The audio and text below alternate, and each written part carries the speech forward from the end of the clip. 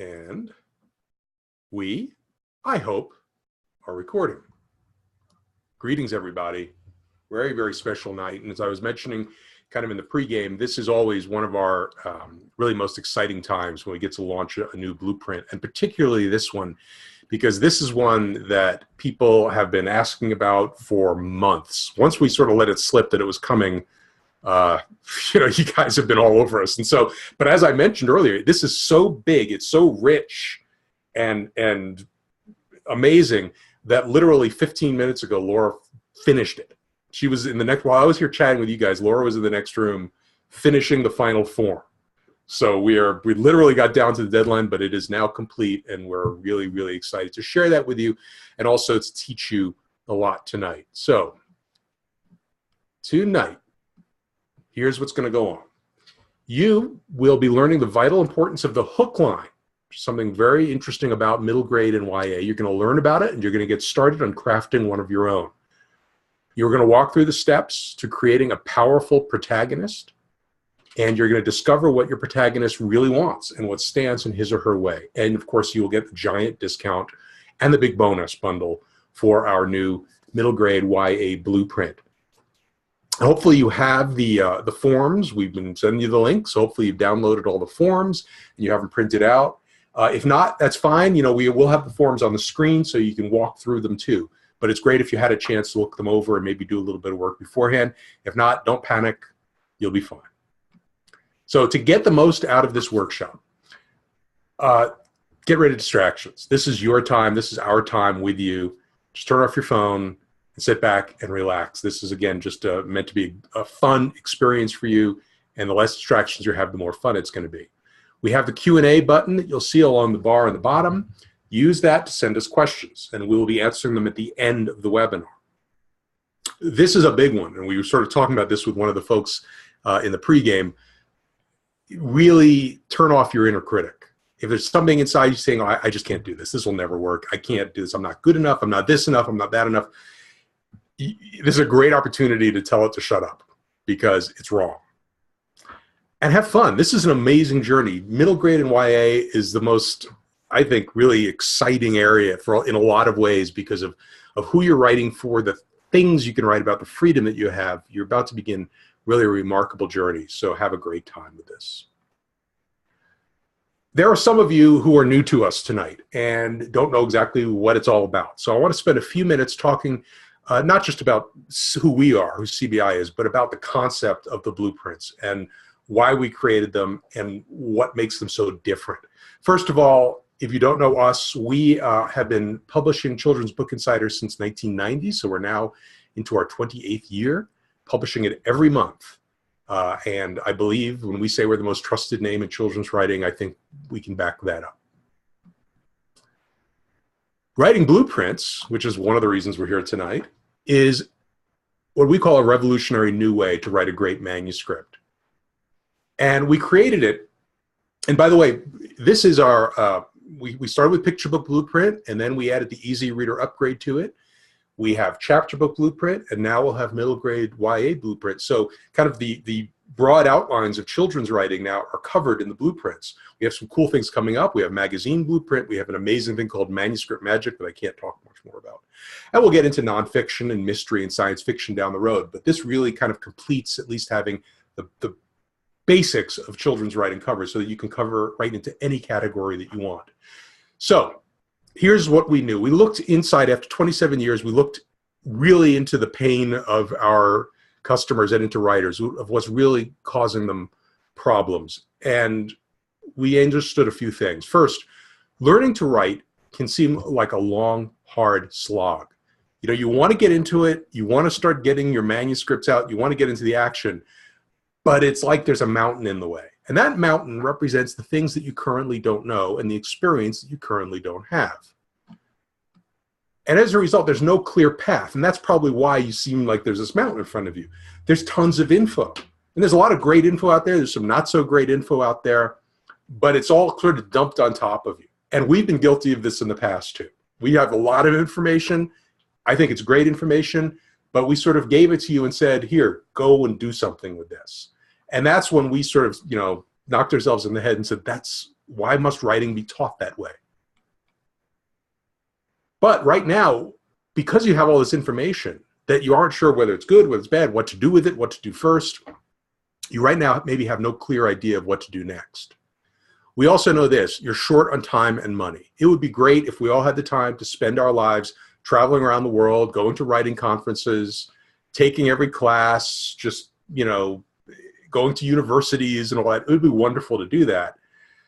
But that's not realistic. We have lives. And also, we don't have the money to spend on super expensive courses and college degrees and flying here and there for writers' conferences. And so because of all of these factors, we really came to understand that you might right now lack the confidence that you can really do it. We saw some of that in the chat box before we began today. So we knew it was time for something new. And we just kind of relaxed, thought it through until we could innovate something. And what we innovated was the blueprint concept. It is a truly innovative way to learn how to write. And not just learn how to write, but to continue for years to create great manuscripts. So it's really many things in one. I want to share with you just the concept of it so that you can really grasp what was on our mind as we did this. The first thing we did was break down every step of the writing process into tiny pieces. This alone, I think, gives great relief to people because right now writing a book just sort of seems like this big block. It's like there's this giant thing in front of me. How do I start? Where do I take a first bite? And so what we did with the blueprints was break everything down into tiny pieces, step by step. Every step has video guidance. There's Alice. This, by the way, what you're looking at right now is actually from inside Middle Grade Young Adult Blueprint. So there's Alice, and every step you hear Alice. She talks to you. There's information and explains exactly what the step is about. And then every step has forms that were created by Laura and Alice. The forms then allow you to really understand this step in the process fully. And what happens is you take the information from one form and carry that knowledge to the next form. And you simply do that one after another, and then you have a finished manuscript. It really is that simple. And it's not a formula. You'll notice we're not teaching you how to write one kind of book. It's your own personal genius, if you will, that will make every book entirely different. What we're giving you is a process. Every writer has a process. Every successful writer has a process, and it often takes them years to develop the process. We are giving you a rock-solid process, so you don't have to worry about that. You can get right into the craft and the building of writing. And then, a lot of you know, and probably many of you have had stories critiqued by Laura. Laura is, I think, the best children's book critiquer on the planet. I'm biased, but she's been doing it for 20 years. How many? 27 years. How many manuscripts would you say you've critiqued over that time? Oh, over 1,000. Oh, well over 1,000.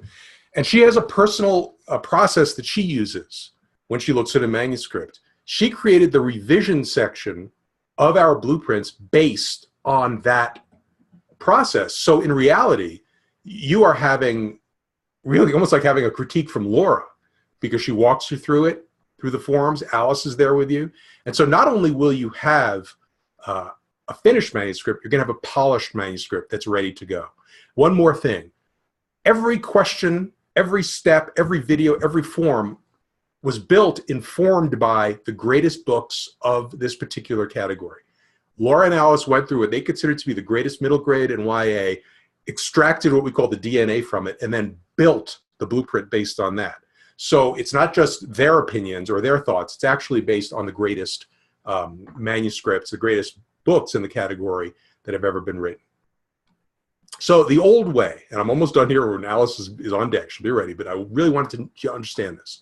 The old way, spend months sifting through information. Try to figure it out yourself. Sometimes you have bad information, and then you end up spending months traveling down a bad road, and you have to get back.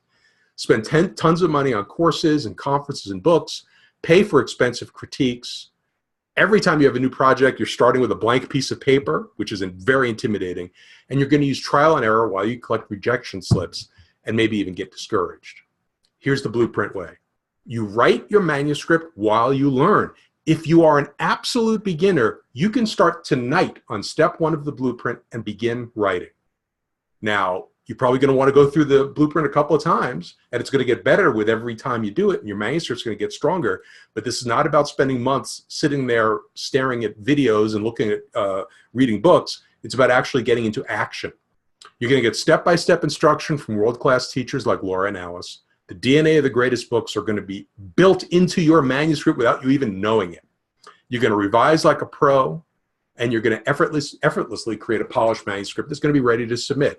And yes, you will have lifetime access, which means every time you want to create a new middle grade or young adult book, you fire up the blueprint and start writing. No giant mountain in front of you. It's just always right there for you. So you're going to get very comfortable with that. So that's it. You're going to have a finished, polished manuscript. It's a fun and painless experience, and you're going to get to do it again and again. So a little bit later, I'm going to give you a brief inside tour. Some of you might have seen this last week, but I'm going to give you the brief look inside, and we'll have the full bundle for you and the very special price that I know a lot of you guys have been waiting for. But first, I call to the stage Alice Kuipers. Hi, Alice. Hi, thank you very much. Okay, I want to see in the chat box who is ready to do some work right now, seeing as you have me here with you. I am hearing some yeses. Anybody ready? Anybody ready to start doing some work? Because that's what we're going to be doing. I want to use this bit of time that we have together to focus in a little on one aspect of our blueprint that I think might be useful for some of you as you proceed in your projects. I hope everyone can hear me. Everyone can hear me? Hi, everybody. Okay, so the first thing we're going to do, if you have your worksheets available, otherwise we're just going to go to the slide so that everybody knows where we are. We're going to start looking at the idea catcher. So some of you have spent some time over the last week thinking about how to gather some ideas. And in the PDF we sent out, we gave some thoughts about that. So some of you haven't had time to do that, and that's fine. Use these moments now, just jot it on a piece of paper by you or note it into your phone. But I'm just going to talk to you a little bit about how I get ideas and where those ideas come from for me. And then through that, maybe give you some ideas about how you can jot down a few more ideas as you're working. When I start thinking about characters, which is often my start point for books, I think about people I've met, I think about people I've seen, people I know well, people who have struck me for some reason. And I start to think about who those people are and what they want. Now, we go into this a lot in the blueprint, but we're actually going to cover some of this in this workshop with me this evening. That idea of what a character wants actually helps me start thinking about some of those ideas and where they come from. But at this stage, as I'm just gathering ideas, they can be anything from somebody is a treasure hunter, or wouldn't it be great if a character discovered a whole new world, or would it be interesting if somebody could become really tiny, or in, let's say, my YA novel that just came out last year, what if somebody split into two and met themselves? Who would that character be? How could that character be interesting? What would that character need to have? So I think about characters I've met, and I play with those ideas, and then I think about dialogue I've maybe overheard if I'm feeling that I need to start hearing the voice of those characters. Once, years ago, I overheard somebody saying to somebody else in the park, "Do you know what it's like to be in jail for 18 years? And then the other person said, "No." And the first person said, "It's great." So I haven't given you there anything about those characters. I've just given you snippets of their dialogue. And by doing that, perhaps you start to get ideas of who those people might be, why they think being in jail is so great, how that could pertain to a YA or middle grade manuscript. Thinking about those things that you overhear, the things that I've overheard, the things that people share, those stories that they share, that makes me, when I'm starting to gather ideas, think about news stories. What's particularly interesting to kids now, today? What is going on in their world? One of my most fun and enjoyable aspects of writing for children and young adults is that I love that I have to do research by watching movies like Netflix's most recent Reality High. Seriously, it's my job to watch that stuff, right? So noticing what sort of shows would characters of this age group be watching, but also what news, what's happening in the world. And the much more serious note, thinking about how many refugee children there are traveling through our planet right now, homeless, lost, trying to find a home. How could that play into something that you might be interested in writing about? You can think too about making notes of these now, but also once we're done tonight. You can make notes with these as you go through the blueprint. You can come back to this page, gather more ideas.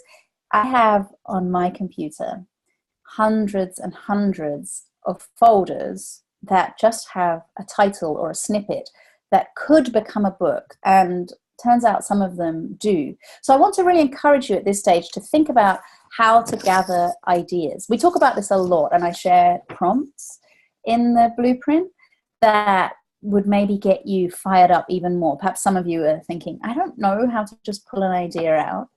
Some of you maybe already have ideas going, and that's exciting. And some of you maybe are having ideas as I'm speaking, and that's good too.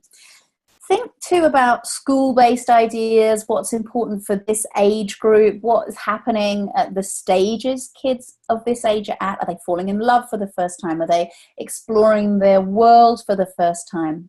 Think too about music or artistic inspiration. Is there song lyrics or artwork that speaks to you or that might speak to your character? How could they become somebody more dynamic? How could your idea become more enriched if you start thinking about artistic impulses that fire you up? So these are all the things that go through my mind when I'm having an idea. Because over the years I've trained myself to use an idea catcher, much like we have in our blueprint. Whenever I have an idea, I know now to email it to myself or to write it down on pen and paper. Laura is our pen and paper girl. I'm more on a computer all the time.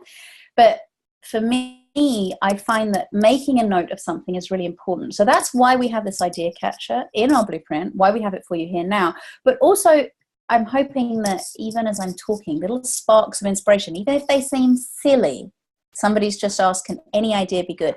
I believe it can if you keep working on it. If you understand that a lot of the writing process is actually working through step by step, like we do in the blueprint, to make that idea something that has what they call in the industry legs. You can have an idea and do nothing with it. You can have an idea and do something with it that takes you down a really wrong path. You can fix that later on. My chapter book took me 6 years worth of rewriting. Me and Me, my YA novel, I started when I was 18. I'm not 18 anymore, and it was only just published last year. Sometimes ideas need thoughtful reconsideration, and that's partly what we're trying to do with this blueprint. Other than giving you a wealth of information, we're actually trying to help you skip some of those messy steps that I had to take to become a published writer, so that you learn from me what it is that I do and what it is that Laura has learned from 1,000 manuscripts and all of you guys in CBI, so that you can get a sense of what's the easiest, quickest, most efficient way to make your ideas really sing. So the thing I want you to do now, you have your ideas, is ask, what if this happens? And we're going to move on to looking at the hook line, because this is where we start to think not just about what the idea might be, but how do you start to structure that idea and make it into something that would work really well if you're talking about it to someone else. So I'm just going to Alice, sum Alice, can I up. just pop in? I'm sorry to interrupt you, Alice. We're just having, there's some noise coming from your mic because it's kind of rubbing against your sweater. So, That better? yeah, just watch wherever your mic is. I think it's kind of hitting something there, and there's some folks that are commenting that there's a lot of noise there. So let's just keep an eye on that, but otherwise we're good. So right back at it. Sorry, I get a little carried away. It totally makes sense. There was noise. Is that better? I'm sorry. So I was just talking about how important it is to have ideas and then to ask this next question. And we go into this a lot in the blueprint, but for now, I just want you to think about the question, what if? So as you think about this question, what if, we're going to look now at your pages of how to write a hook line. So maybe you have an idea already. Maybe you got nothing so far. That's okay. That's what we're here for, to help you really work that. Maybe you've been working on an idea for ages and you can just jot it down. What I want you to do now is to craft your idea into what's called a hook line. And this is really useful even at the early stages of the writing of a middle grade or YA novel, because it gives you something to go back to as you go through step by step of how to piece your novel together. A hook line is a one-sentence description of what the story is about and also what makes it stand out. Don't stress. It's okay if your hook line at this stage is very fuzzy. That's what we work on 3 times during the blueprint to make it more refined. But for now, I want you to think about how a hook line could look, what exactly it could be. So I want it to reveal the main character, the central conflict, and a few distinguishing elements of the plot and all the secondary characters. That sounds like a lot. The hook line is something you write a draft of, and then you rewrite, and you rewrite, and you rewrite, and you rewrite, and you make it better all the way through. You can't get this wrong. And if I could emphasize anything to any of you as writers, you can't get it wrong on the page, but you can give yourself something to work with. So giving yourself an early draft of your hook line gives you a sense of how your story concept is working and how it isn't. We're going back to what I said about what if. So let's say your idea is a treasure hunter. That's all you got. Now start asking what if. What if the treasure hunter was 15 and lived in a dystopia? Is that unique? What if the treasure hunter was 12 and lived in a dysfunctional family who suddenly moved house? Think about ways to start asking questions that could shift the whole book somewhere new or exciting. So when you're looking about your hook line, you're basically thinking, who is your character? And that can even be the first words of your hook line.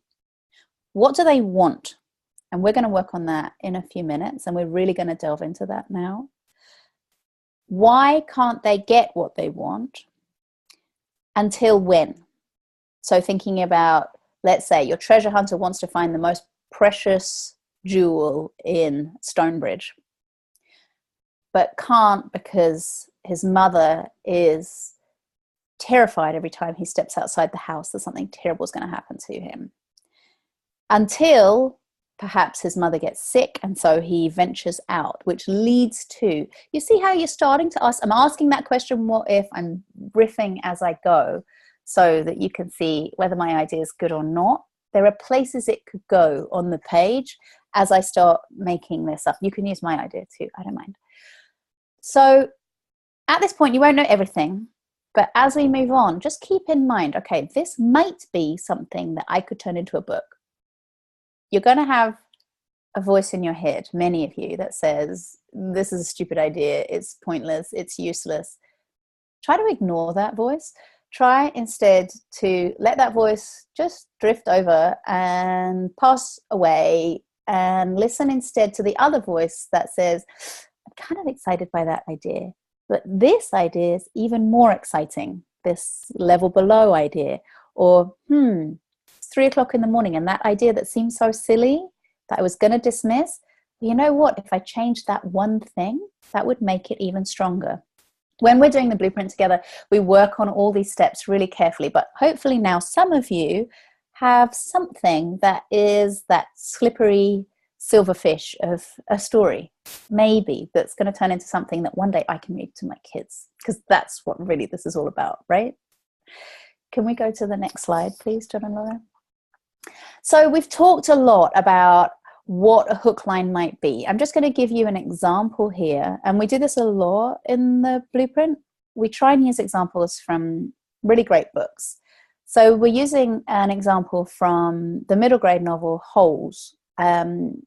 Convicted sneaker thief Stanley Yelnats is sent to a hellish correction camp in the desert where prisoners dig holes all day, and where bumbling Stanley finds a treasure, his first real friend, and a new sense of self. So you can see the elements that are unique, but you can also see the elements that are universal. Those key elements that make it connect with a reader are basically that idea of finding a real friend and finding a new sense of self. And this is really something that we focus on when we stress a bit about not being able to write for contemporary kids and teens. We sometimes feel like, how could I connect to that kid who's attached to their device and who doesn't want to hear the stories that I have, the ideas I have? Thinking about those universal themes, pulling those out, finding those in your idea. And this is really where we start moving in to looking at who our characters are and what they want. This idea of what the character wants comes through in that hook line. Stanley's lonely. That feeling is something all of us can connect with, whether we are adult, whether we are middle grade, whether we are young adult. That feeling of loneliness and how to live with it, how to find somebody, that's already there in this hook line. Now, this hook line has been written after Holes was finished, and it was written by somebody else, Deborah Halverson, who's a wonderful, wonderful person that John and Laura have worked with for years, who can really talk about writing for tweens and teens and new adults. And it's part of our bonus bundle in the blueprint. She gives us really great information about all of that. Your hook line doesn't have to look like that right now. Just start to think, what could my hook line be like? And if you're finding it hard to work while I'm talking, you can replay this later and you can pause me and you can work on each step by step. But I want to give you what I can during this webinar, and then I'm going to answer everyone's questions at the end. Can we move to the next slide, please, Laura? In our blueprint, we really work on creating our protagonist. Now, some of you have been with me through chapter book blueprint, and hi, welcome back. You'll understand that with a middle grade or a YA audience, you're looking for a lot more sophistication. Depth is important whether you're writing a chapter book character, a middle grade character, or a YA character. So some elements are going to be the same. Some things you will recognize from chapter book blueprint, but we take things a lot further in middle grade and YA blueprint, and hopefully some of you have had time to take it a little further with your worksheets that you've been sent. And if you haven't had time, or if you want to keep working on that, just encourage you to start doing that right now, or sit back, listen, and replay this later so that you can do this work to create your protagonist. So we're going to think about what your character's first name is and what their last name is. You may not know, but I don't know how much time you guys have spent with kids. It seems to me whenever my kids talk about other kids, they always use their last names. It seems to be important. It seems to be important in characterization, and it really helps you get to know your character. Now, when we sent you the bundle, we did say that we were going to fill this out tonight. So I'm hoping that some of you, although you may have sneaked ahead and done a little bit, that you're going to take some time here. So let's just pick a name and fill that out. And now think about what your protagonist's last name could be.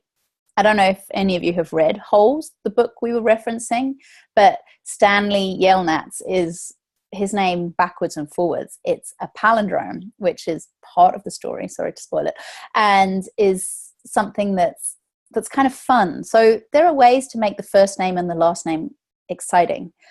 Launc was the name of my character in Me and Me. and she is a singer-songwriter, which might seem like a naff name for a singer-songwriter, too obvious, except her mum was a singer-songwriter too, and so she wanted a name that reflected this love of singing, and so Launc came to me as a great name for this character. But I changed her name before I got to Launc, so you can just fill this in for the moment. Now we're going to look at whether your character's male or female, or if that's important. Certainly as you shift from middle grade to YA, you're going to start discovering that this element of sexuality is important to those readers. Obviously not in all YA books, but certainly this idea of gender, this idea of who you are as a being that interacts with other people sexually, not necessarily going all the way on the page, but that frisson will start to be there as you move into YA. It may be that you're happy with a character who is not interested in that right now because you're solidly into middle grade, but just look at that question and think about that now. Think about your protagonist's age, their birthday. Birthdays are important to kids and teenagers still, sometimes for negative, sometimes for positive reasons. And what grade this character is in. Are they homeschooled? What effect does that have? Notice as you're starting to create this protagonist, maybe some of these answers aren't apparent. And that's okay, because you can come back and fill these things in later. It may too be that some of these answers give you ideas about where you can take the story. Maybe you hadn't thought about gender or that fluidity. Maybe the idea of your protagonist being homeschooled adds in something interesting and new. You want on your worksheet to think about a general physical description. You can use an image from the internet or a magazine. I often use an image from the internet to spark my ideas about what that character will look like. And then I try to describe them. I try to think about what they're wearing. And I also think about what they would never wear. Like perhaps your 13-year-old female protagonist would not be caught dead in a dress. And her mum is trying to make her wear one, right? For some fancy event. There are ways to think about how these questions could spark scenes or ideas later on, and make notes of those. What does your protagonist use to carry their stuff? Kids are always happy to carry around stuff. What do they use? Do they use a backpack? Do they use something over their shoulder? Do they use a very high-end purse? And what do they keep in their bag? What objects are important to them? Those of you who've done Chapter Book Blueprint with us, again, will know that some of these questions resonate. Sometimes it's always important to know these things, but you're trying to think about them in a deeper way with older characters and try to make those answers appropriate to this age group. What's your protagonist's biggest secret? What are they most proud of? Spend a couple minutes just thinking about what those answers could be, because secrets and secret things that we are proud of are really important.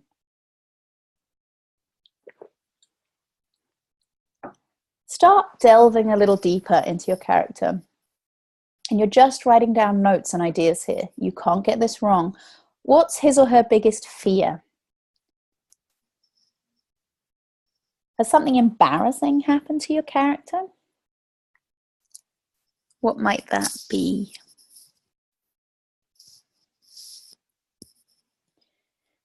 What is it that your character struggles with? What do they feel is something they really want to do but can't do? My daughter, who is 6, is desperate to do the splits right now. That's a young version of that type of struggle. But what could it be that a 14-year-old or a 15-year-old or a 16-year-old struggles with? Maybe everybody in this 16-year-old's world is completely obsessed with their phones, but your 16-year-old hates them and doesn't want to learn the technology and isn't interested. Or maybe that's unrealistic. Maybe instead your 16-year-old character really struggles with the fact that because everyone's on their phones, they're terribly lonely all the time, bringing it back to a more universal theme. We're still going through the worksheet here. I have to go through fairly quickly because I don't want to keep you here all evening, but you will have time to fill this out later to think about personality traits in your main character. Do they have a best friend? What would the best friend's role be in the story? How did they meet? How have they been a part of each other's lives? I'm going to give you your own time after this webinar to keep working on this protagonist question. But I want to leave you with some things that are really important to this part of the blueprint and part of you building your novel. Think every time that you come up with an answer, if I spent a little more time on this question, could I come up with a stronger, more unique, less stereotypical answer? Remember that you can edit this. You don't have to put in stone 5 personality traits of your character and then stick with those forever. You can change those things later on. You can also, and this is really important, remember that a lot of this information is for you as the person building the world of the characters of your novel. But it's not all going to go into the final book. As we go through the blueprint, we will certainly look at which elements you're going to keep, which elements you're going to shed as you refine and move into creating a scene. We talk specifically about what are key elements of writing great scenes, how to write great scenes, what things you need, what things you don't need. But just remember that although you know all this stuff, your reader doesn't necessarily need to know it. But if you don't know all this stuff about your character, your reader will feel that your characters are flat and not layered and stereotypical, and they don't connect with them. And that's really what you're looking to do when you're writing for kids and teenagers and adults and anyone, is to connect with your reader because they believe your character is real. And you will start to believe your character is real. Believe me, this happens to me. My characters feel so real to me that I'm kind of surprised they don't exist. And maybe that's arrogant, but that's what it feels like when I'm sitting in my office, me and Launc, or me and whoever I'm working with when I'm working on a book. We can move on to the next sheet. So this is where I want to spend just a little bit of time here. And I'm definitely going to make sure that we have time to answer questions at the end. But this is really important while you're thinking about how to start structuring your book. We have a whole section in the blueprint all about structure and how to build structure. And Laura's really good at the language of all this stuff.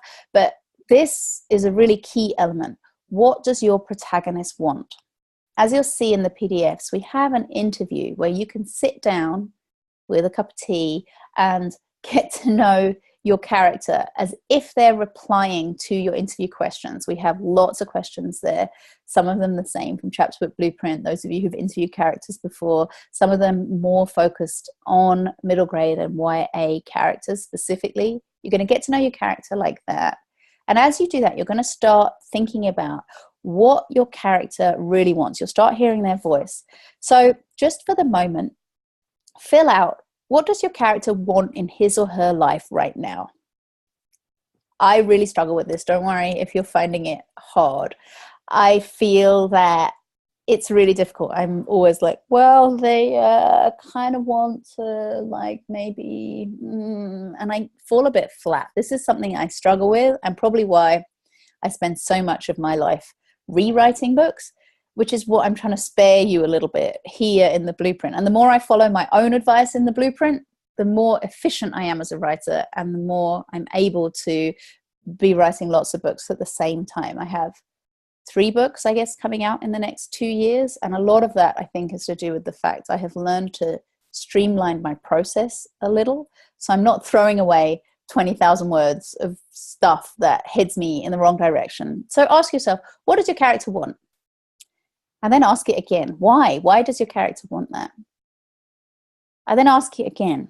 What does your character want? Not what do they not want? What do they want? Think about it too with a little more depth here. If it's just something emotional, and that's not a just, but if it's something emotional that's hard to see in concrete terms, try and think in detail about what they believe will happen if they can achieve that one. So for example, my character wants to get a popular boyfriend. So that's what she wants, the popular boyfriend. Something emotional is to prove to her father that she's worthy of male attention and love. Like, so you're shifting the emotional. My character wants to feel valued and loved by her cold, distant father. So the emotional would be her father is cold and distant. She wants his attention. The more concrete would be getting a popular boyfriend, because she thinks that perhaps will make him start to pay her attention. You see how you're shifting from a more nebulous want to a more concrete one. So what we have here as we move through the PDFs that we have sent to you during the last few days, and which will be sent to you after the webinar so you can watch this with the replay, is us starting to look in detail at how the blueprint works, but also to try and give you something so that you can come away with the start perhaps of how you structure your hook line and how you make your novel come alive. Now try and write the want of your protagonist. What does your character want in one line? I'll give you maybe one more minute. Remember, you can change this later. Keep thinking about that and think now if that's something that will connect with middle grade and YA readers. This question of how to connect with middle and YA readers is something that I struggle with sometimes too. I sometimes look at teens and think, I don't know what I have to say to them, but I remember what it was like to be a teenager. And actually, when I meet with and spend time with teens, they're just like any other people. They are younger and probably more beautiful, but actually they're super smart and super interested and super creative and connected to the same universal themes that all of us are. And so I think that it's important to remember that although you maybe don't know that answer right away, when you get the blueprint later, you can make a bit of time to think about how can I connect to contemporary middle grade and YA readers. And we focus on this a lot in a whole section in the blueprint because it stresses me out as a writer too, feeling that perhaps I don't have the right stories to tell to middle grade and YA audiences, and then discovering that actually I do when teenagers read my books or middle grade readers read my books and write to me and say, oh no, I actually really enjoyed it. So it's there. It just comes from this slow step-by-step process. I'm hoping what you're seeing as we're working together here is how this step-by-step process works, how we're looking at question after question, how we're spending a little time digging a little deeper. And when we do the blueprint together, we just keep doing this. I'm there with the videos and we go through question by question. So we move now onto our obstacle matrix. This is really important. The art of telling a great story happens when a character is prevented from getting what they want. So you have to stop your character from getting what they want. So some of you, and not all of you, but some of you right now will have got a one-line sentence of what your character wants. Some of you will be more like me, find that really hard, don't really know how to do that. That's fine. We'll work on the blueprint together later, get that in shape. But for the moment, now you need to stop your character from getting what they want. There are different ways to stop your character getting what they want. And you have all this in the PDFs, but just quickly to sum it up, you have the protagonists against other people, like a character or a group of characters are standing in their way.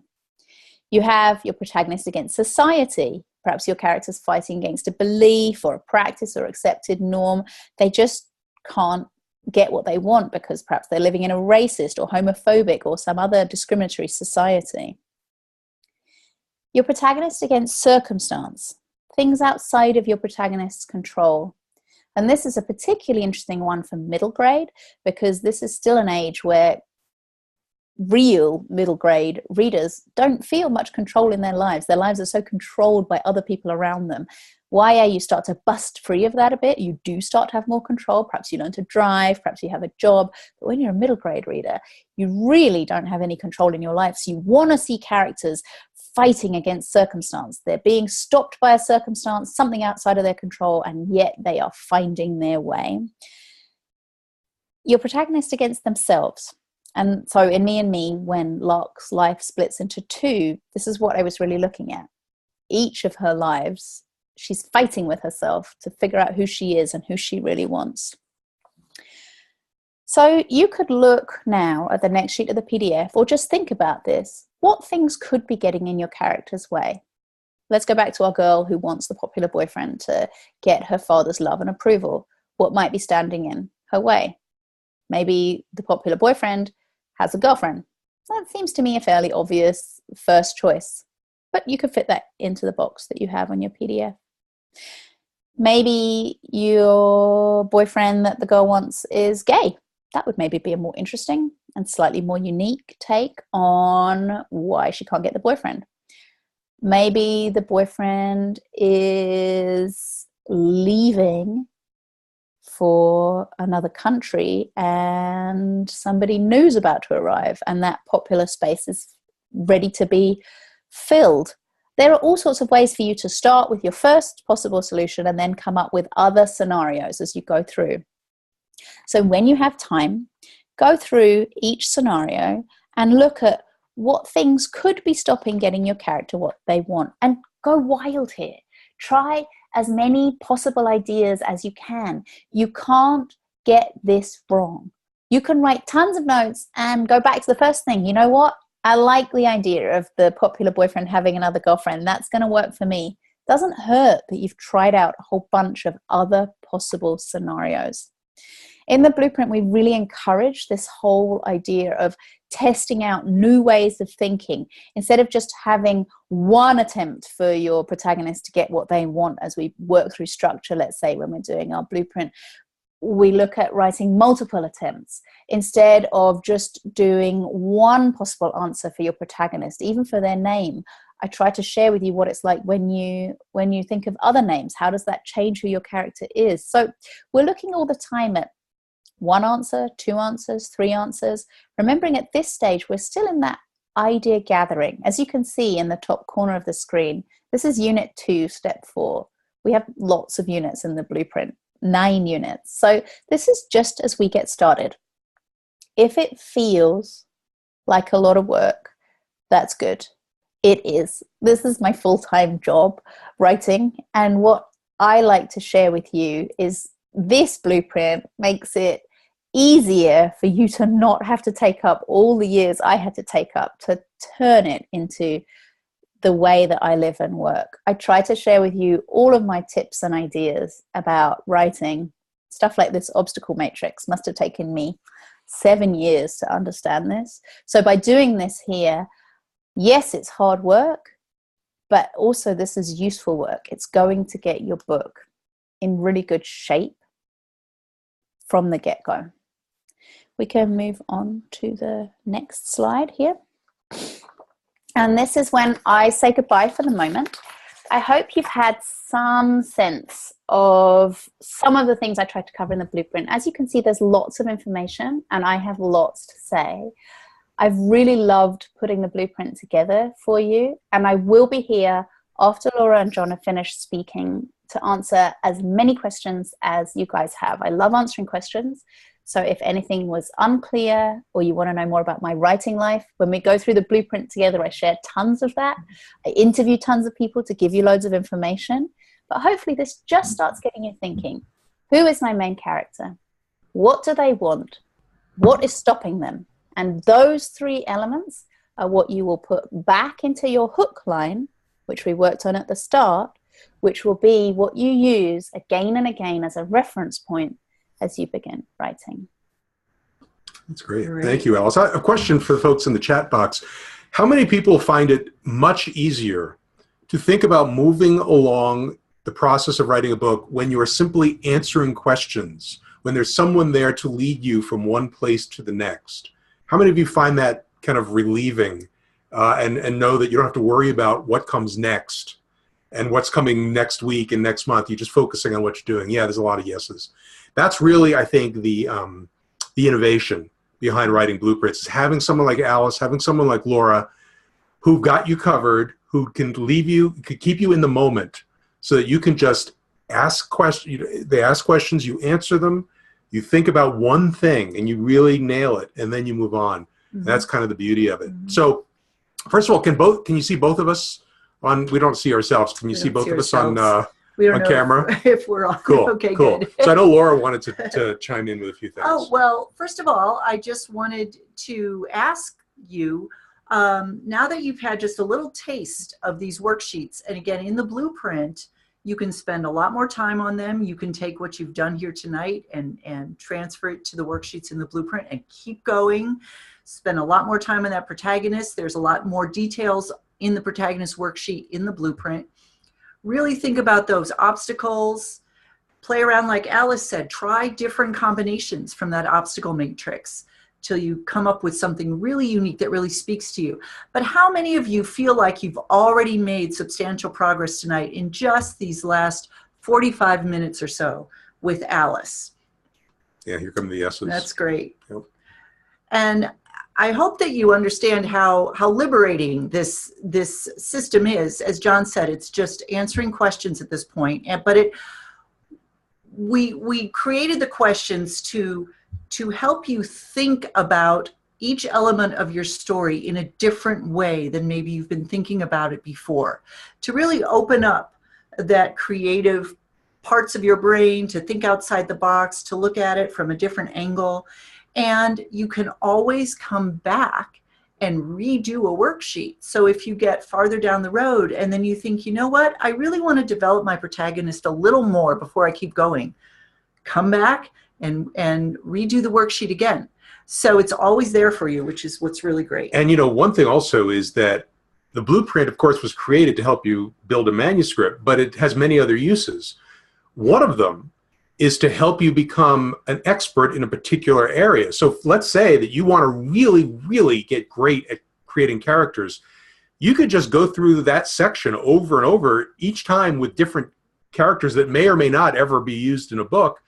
But the more you do it, the better you're going to become at answering those questions. You're going to be building a process for creating characters. One of the things Laura and I talked about a lot recently is the concept of process. And with Stephen King, where J.K. Rowling sits down to create a character, they have a process that they've built over many years. Alice does as well. But it came with a lot of trial and error, a lot of hard work, because they had to sort of uncover it themselves. By using the blueprint, you can do that with character. You could do it with plot. You could do it with setting and description and all these other things to really become not just somebody who wrote a manuscript, but a really, really strong writer. So that's one of the other things. It's not necessary to have a book in mind when you sit down with blueprint. Sometimes it's just practice. Sometimes it's about becoming a really good writer. Sometimes it's about defeating writer's block. If you're really stuck, just pull out the blueprint and start answering questions. And soon you'll be in the flow and you'll be writing. So there's a lot of really great side benefits to it. And there's a great comment here from Carol. She says she notices that on her own, without the blueprint, she does some steps and avoids other steps that don't come as naturally for her. And using the blueprint forces her to not avoid. Yeah. And that's also, it forces you to improve the areas that maybe you're not as good at, because you have to face them and go through them to get to the next step. And Carol, the fact that you even know that there are steps puts you so far ahead of the game. Most people have no idea there are steps because they never really have been delineated before. Yes. There was just a lot of information about creating characters, and then you had to go and figure it out. And so what we're really doing here is telling you what the steps are, so you don't even have to worry about figuring what they are for yourselves. Alice, anything else you wanted to chime in before we move on to the exciting sales part of this? No, I'm just excited. I think the one thing I do want to say is that one of my favorite things about working with you during the blueprint, those of you who are going to be there with me, is our Facebook group. We have a Facebook group where people can connect with me, ask questions. I'm looking forward to answering questions, but I don't want to interrupt any longer because I know some of you are excited to get started. So start putting your questions in the Q&A box. Join me in the blueprint. You can send me questions on Facebook and I get to them and Laura helps me out with them. And I feel just really excited to start working with you guys. Awesome. Great. And I just want to add one more quick thing about why I was putting the finishing touches on blueprint 10 minutes before this webinar started. Alice and I have really poured everything we know into this one. And I woke up at 4:30 in the morning realizing that I had left out something from the Unit 5 Designing Your Story unit that I wanted to include. And so I had to get up and do that. And then while I was doing that, I realized I wanted to create another PDF, but it required that I read an entire novel first. And so that's what you did today. I did that today. I read a book and then I created a PDF. So that's the kind of attention to detail you will get in the blueprint. I finally get my wife back after tonight. And hopefully if you wake up tomorrow at 4:30, you're just going to have to put it on hold. Well, you know. Okay. All right. Well, thank you, Alice. We'll bring you back at the end for questions and answers. Mm-hmm. And let's do this. If I can move forward. Okay. So we're going to take a look inside the actual chapter, middle grade young adult blueprint. So let me go ahead and stop sharing the screen for a moment. And it's going to take just a minute here to find the right tab. There we go. Can everybody see that? If somebody could just type into the box so you could see the blueprint in front of you, that would be great. So I know that the share is cool. Okay, we did this last week, so I'm not going to make a big thing of it. I just want to walk down a little bit and show you exactly what we did tonight fits in with everything else, and how what you've done tonight will allow you to immediately start building your book once you get the blueprint. So character building was right here. See right there? Create your protagonist. The hook line.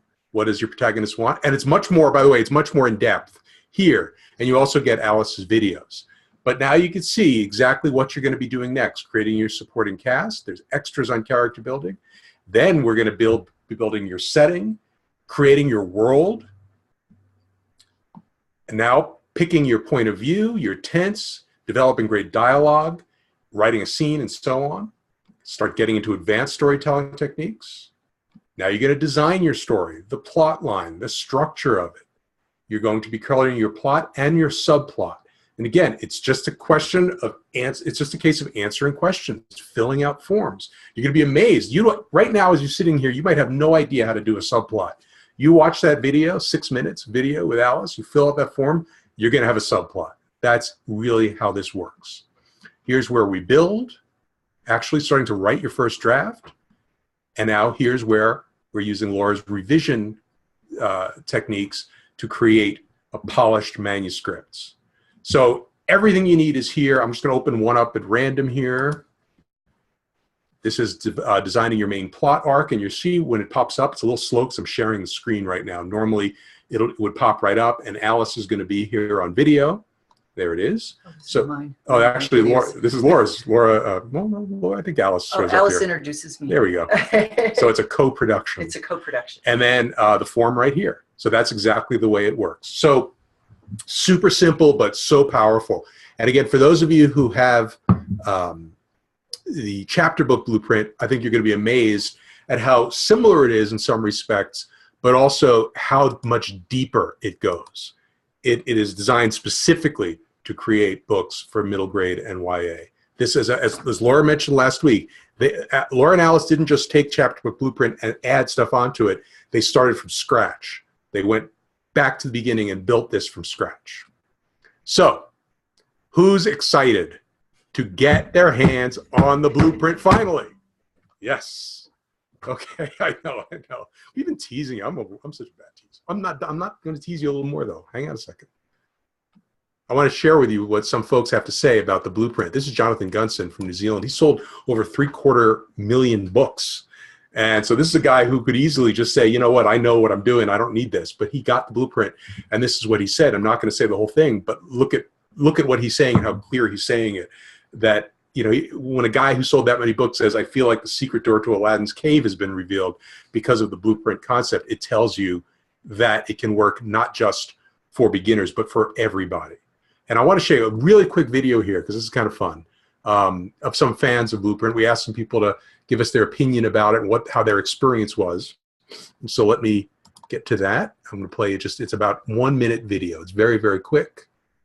And where are you? Oh, no. We lost it. We lost our videos. Hang on one second here. Bear with me. Laura, you say something brilliant to them while I'm doing this. Let's see. I've been up since 4 in the morning, so I don't know how brilliant I'm going to be right now. I do know that, as I mentioned on the webinar last week, if you weren't there, one of the things that I love especially about this blueprint is the videos Alice made about each of her books, and she broke each one down by either developing the characters or going through the editing process. And it was just so informative and such a great insight into being a writer. And I think that's one really special thing about this blueprint. Okay, cool. All right. I know it's here. So I'm going to start playing it, and then we'll figure out how to show it to you. We're great at teaching children's writing. We're producing slick TV shows, not so good. In worst case, you'll be able to hear it. So here we go.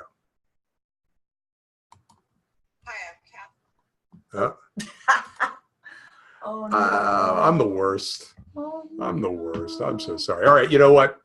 I'll try to figure it out and show it to you at the end. They say really nice things.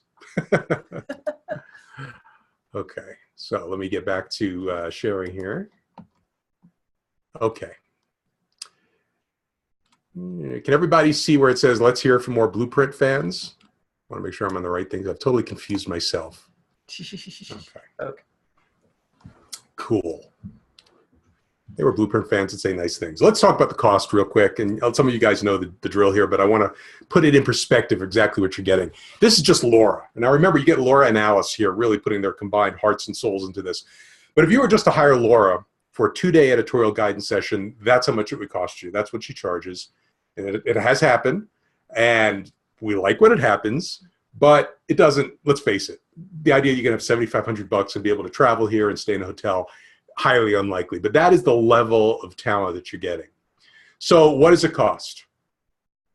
It doesn't cost $597. I have a lot of entrepreneur friends who do internet marketing stuff, and they tell me what we charge is insane, but they don't understand our market and that writers don't have like that kind of money. $597 would be like the minimum that they would say, but that's not what we charge. We don't charge $397. Normally, not tonight, but normally the price is $197. And it will be that at the end of this week, but that's not what you guys are going to be paying. So what I'd like to do is show you the bundle. I know that a lot of you are very excited always to have that bundle, and I want to tell you what's in it because this is a really tremendous bundle. First, we talked a little bit about Deborah Halverson before. She is the author of writing young adult fiction for dummies and for writing new fiction. From New Adult Fiction for Writer's Digest. She's also a wonderful novelist. We have a full webinar available here. It is Deborah really going in depth, 90 minutes, plus there's full handouts. It is tremendously useful, and that will be included. That is bonus number 1. Bonus number 2, a lot of you, how many folks know Mary Cole? Mary Cole, and you can put it in the chat box. Mary Cole is from kidlit.com. She's a terrific, there's a big yes with an exclamation point. Just terrific editor, great teacher, great Kidlit person. This is exclusive. We sat down with Mary and got the goods from her, and you can see exactly how this breaks down. It's all video, and this is her editorial process, the tropes that you should be avoiding, all focused on middle grade and YA. Her biggest manuscript pet peeves. This is included. It's a great, really a full course in and of itself. And this is a bonus. And again, this is exclusive. It doesn't exist anywhere else. No one else can get this. Bonus number 3, a lot of you probably know Matthew Kirby. He's an Edgar Award winning author. And we sat down with him to get an exclusive peek into his writing process. And we get more than 30 minutes. There we go. Wait a second. I want to fix that. Some of you might be having a little problem. More than 30 minutes of teaching from Matthew. Again, exclusive. It was created specifically for the bundle, and you will be getting it. Some of you were saying the screen was a little bit small. Is it looking better now? Go ahead and just post that in the box, please. I totally messed myself up by trying to get that video, didn't I? It teaches me for trying something new. I'm going to stop the share and reshare it so that We can do it here. Hang on.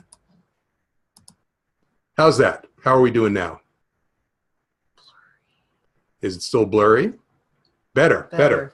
All right. I'm going to really quick just show. I'm not going to talk about it, but I'm going to just show you again what we had here before, just for those of you who couldn't see it. So bonus number 1 was Deborah Halverson, the full webinar, all about writing middle grade and YA.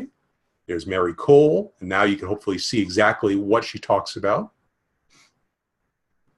And then there is Matt Kirby, Edgar Award winner, where he is talking about his process and his best tips. They were saying can't read the text. Some people are saying it's okay. Well, I'm basically just reading it to you, sorry. Okay, there is also more. You get the private Facebook group, and this is what we talked about with Alice and Laura. Those of you who are in Picture Book Blueprint and Chapter Book Blueprint, you know that whenever you need help, you can go into the Facebook group, and you're going to get help from them and from everybody else there. So that is really kind of a cool thing, and that is included, and that is private. That is just for folks who are in the private Facebook group. And Kathleen says the private Facebook group is great. Yes, it's not just on specific days. We're always there for you. So tonight we have a fast action bonus, and we have to limit it because here's what it is. In a couple of months, probably you think of November or so, usually we give you a couple of months to kind of get into the blueprint, and then we have an Ask Us Anything webinar with Alice and Laura, where you can ask them anything about the blueprint, about writing middle grade or young adult.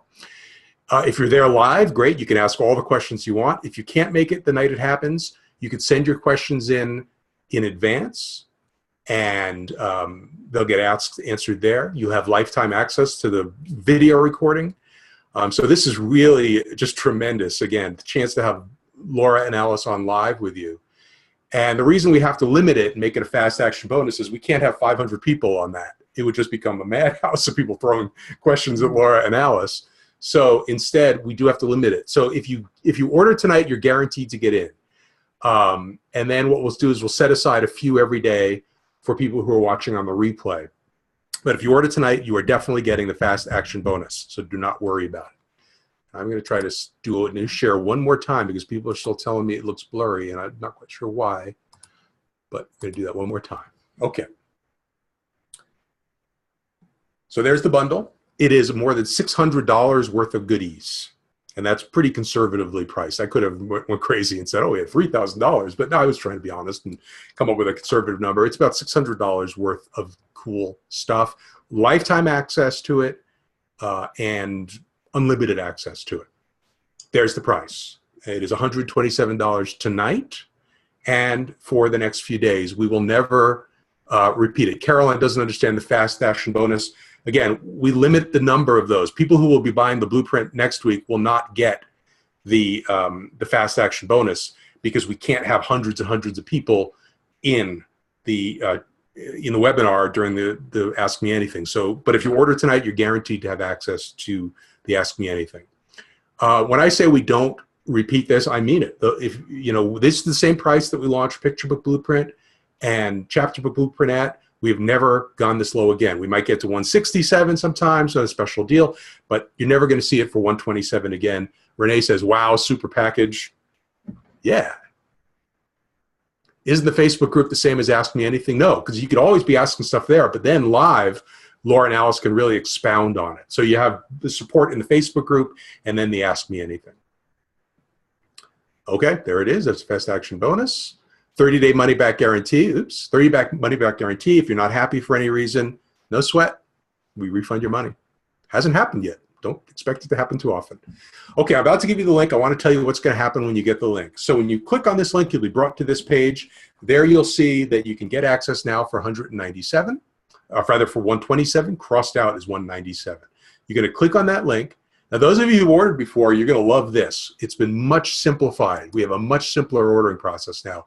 It all happens on one page. So you're going to see at the top there, 127, where it says account information, you're going to type in your email address. If you already have a Blueprint account, meaning that you have any of our chapter book or picture book blueprint or self-publishing blueprint, or even if you have our dream launcher, you have an account, it will recognize it and it will tell you.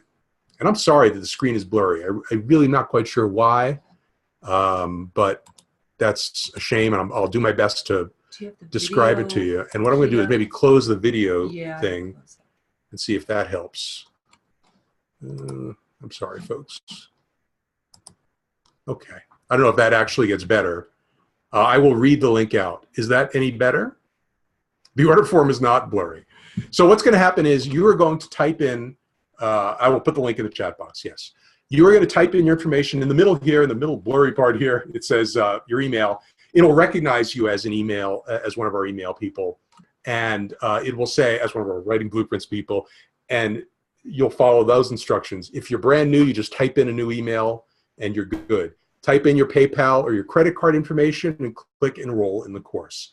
If, by the way, okay, someone is giving me some feedback here on the sharing. So I'm going to, you know what? I think I might have it. I think I might have it. How's that looking, people? Better? Better? Yeah! Okay, technical John wins for a change. So now you can see it. What you're seeing is you're going to type in your email there and your credit card number and all that stuff. If you have an account already, if it says, hey, you're already a blueprinter, great, and you can't remember your login, but you're really excited because you want to order it tonight, don't worry about it. Use a different email address, create a new account, let us know, and Shelly, our wonderful assistant, will merge your account so that chapter book and picture book and blueprint and whatever else you have will show up alongside middle grade and YA. So if you can't remember where you're logged in tonight, just use a different email address. All right. Tell them to refresh if it's still blurry. If it's still blurry, by the way, refresh. That's all.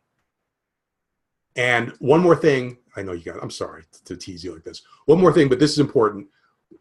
All of everything in the bundle will show up under my courses. So there it is. You'll have access to everything in one convenient place.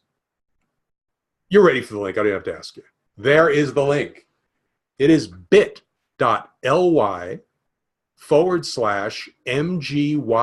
blue, all lowercase, all together. BIT, and I'm going to type it in the chat box. bit.ly/MGYA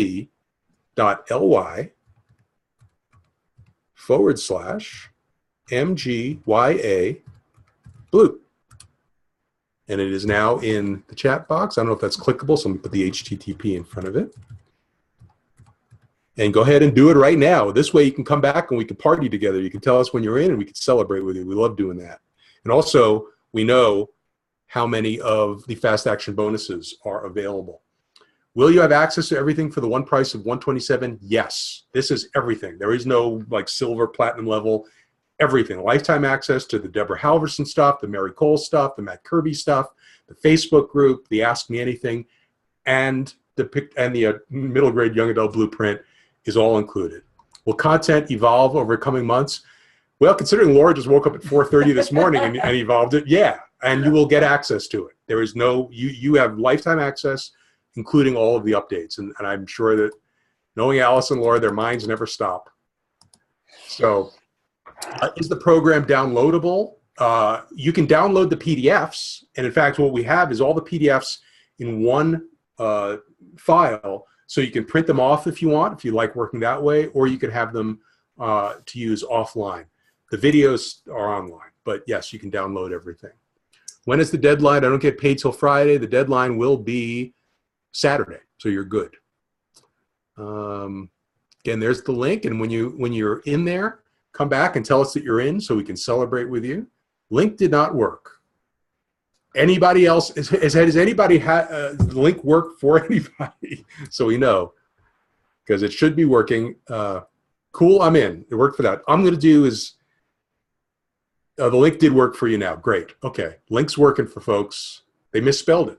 Well, there you go. So I'm going to type it into the chat box again so you can just click on it, because that scared me there. I don't mind the videos not working. I certainly would mind the link not working. GYA blue.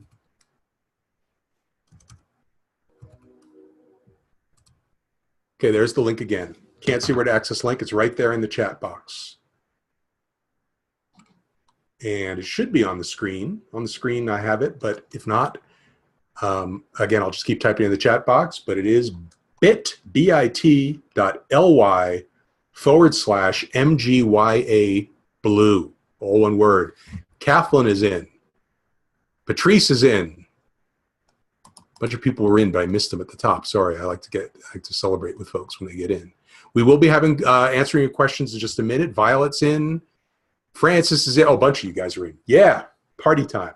You guys are going to love this. I could honestly say Alice and Laura have put their soul into this. That's nothing I've ever said about a product, but I have watched them, and I have watched Laura. This is an amazing thing they've done, and we're just so honored to share it with you guys. Sunny is in. She's a blueprint junkie. Denise is in. Alice, let's see. Patricia is having problems there. Let me type in the chat box link for you again. MGYA blue. There it is. Click that link.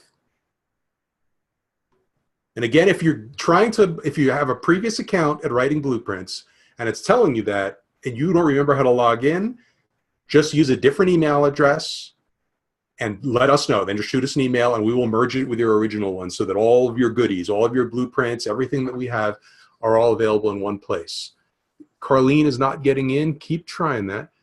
Here's what I'm going to do. Alice, why don't you come on and you could start answering some questions that are in the Q&A box. Can you hear me?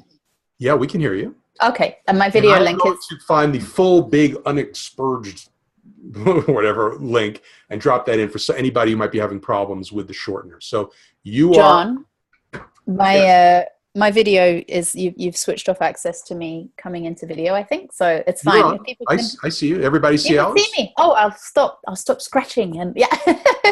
Okay, I just can't see me. Okay, I'm going to start answering some questions because I'm here now while people sign in, and I'm excited to get to some of these. So I'm looking in the Q&A box to answer questions, not in the chat box. The chat box I'm leaving for John to deal with technical stuff to do with joining us on this blueprint. If you've posted a question in the chat earlier, just cut and paste it into our Q&A box. It's just along the bottom of your screen. And now I'm going to get to work. So Ruben Bloomberg asks, can the antagonist also be the protagonist's desired goal? Or does it have to be only a person? This is a great question about antagonists and who they can be and how they work. We look in the blueprint a lot at antagonists because they're really important in middle grade and YA fiction. But I think it's probably something that actually the answer is just going to be a straight out yes. It's a really good question there, Ruben. I think it's really easy for you to think of really great ways to tell this story whereby you have your antagonist being what your protagonist wants. I can think immediately of some great YA storylines where the protagonist wants someone who doesn't want them back, and so that would work really, really well for a story. Great idea. The next question is, what if you already have an idea of the story and you're looking for a right character to play the role? You need to fully understand their likes and dislikes, their shortcomings, to be able to complete their adventure. So I think we've done some of that tonight, looking at how to get to know our protagonist. But I would definitely say that for me, when I was writing Me and Me, the first character I used to tell this story of two parallel lives was with a completely different character, and it wasn't successful at all. And it was only once I got to know Launc that the story really began to work. I've actually published 5 YA books, and I think in at least 3 of them I've had to do serious reflection on the character who I initially thought was the right character and shifted it to make it the character who it ended up being to tell the best possible story. We have someone who has an idea here. They've written chapter 1, but they can't think of how to put the bits and pieces together for the rest of the book. But that's what I've tried to do in this blueprint. I've worked really hard to make sure that what I've done in the blueprint is give you everything I can to help you tell the best story you can.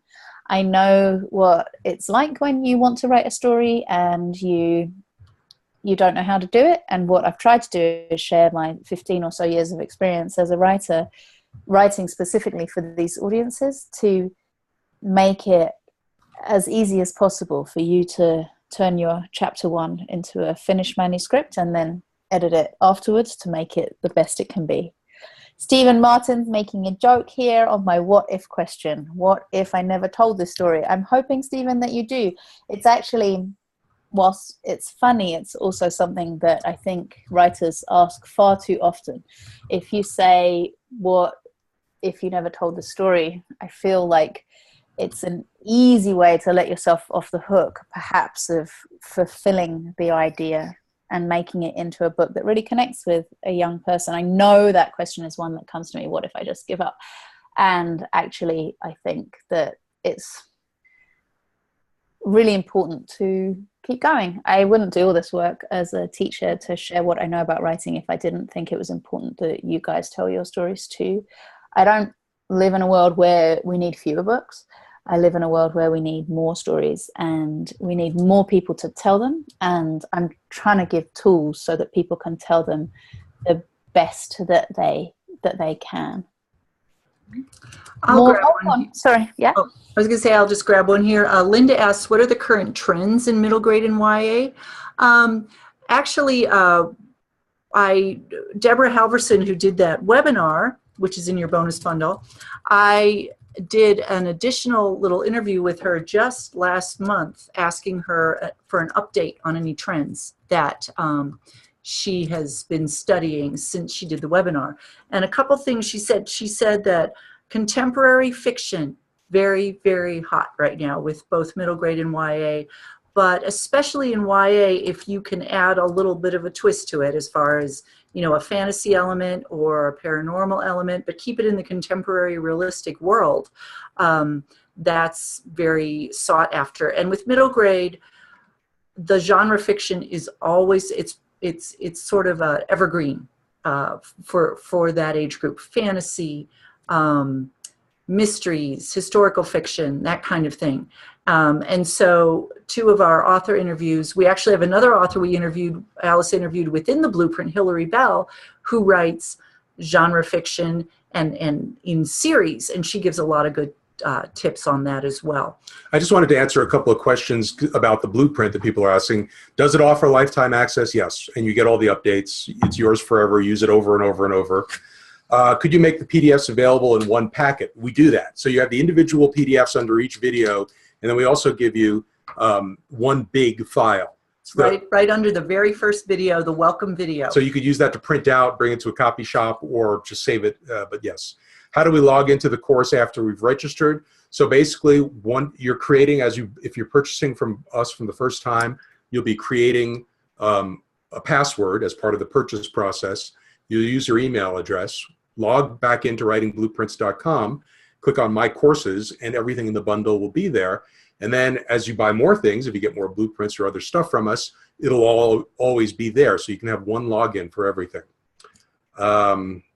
There's a question here from a couple of people who are interested in trying chapter book blueprint as well, or picture book blueprint too, I'm noticing. I think, and Laura and John will have to help me here, I think when you join one, there's a discount link, right, at the bottom? Yeah, there will be a discount link. In fact, I have to add that. I'll be adding that. I thought you did. No, I forgot. But I will add that. But yes, if you get chapter book, if you get middle grade blueprint, I just checked. I think they're there. I think I might have added. There is she woke up at 5:30 this morning about that. So, but yeah, you will get a discount to be able to buy the others. So right now we have Picture Book Blueprint, Easy Reader Upgrade, which is an add-on on Picture Book that allows it to be used for both picture books and easy readers. Chapter Book, which also features Alice, and now middle grade YA. We have Magazine Writing Blueprint coming soon. We have a self-publishing blueprint. Self-publishing blueprint, which is already up there, which is great, with Teresa Funk. And we have a bunch of shorter, we call power tools on different aspects. So at the very end of your middle grade YA blueprint, the very last step, it says discount links for other blueprints. So if you use those links, you will automatically get a discount. Betsy asks, is a Facebook group just for writers of this age group or for all? When we do a private Facebook group for people who purchase the blueprints, it is specifically about that age group. And that way everybody's on the same page. So We have a picture book blueprint group. We have a chapter book blueprint group. We do have a general group for members who are people who are members of Children's Book Insider or a newsletter. If you are that, email me and I'll send you the link to that. And that's for all sorts of stuff. So explain how people join the Facebook group. So what happens is when you click the link inside the blueprint that says click here to join the Facebook group, you will be brought to Facebook. You'll be have to log in to your Facebook account. Click join. It's moderated, so one of us will see that within hopefully a few hours. We'll accept you, and then you're in. And then you go there anytime you want and ask questions. Start critique groups.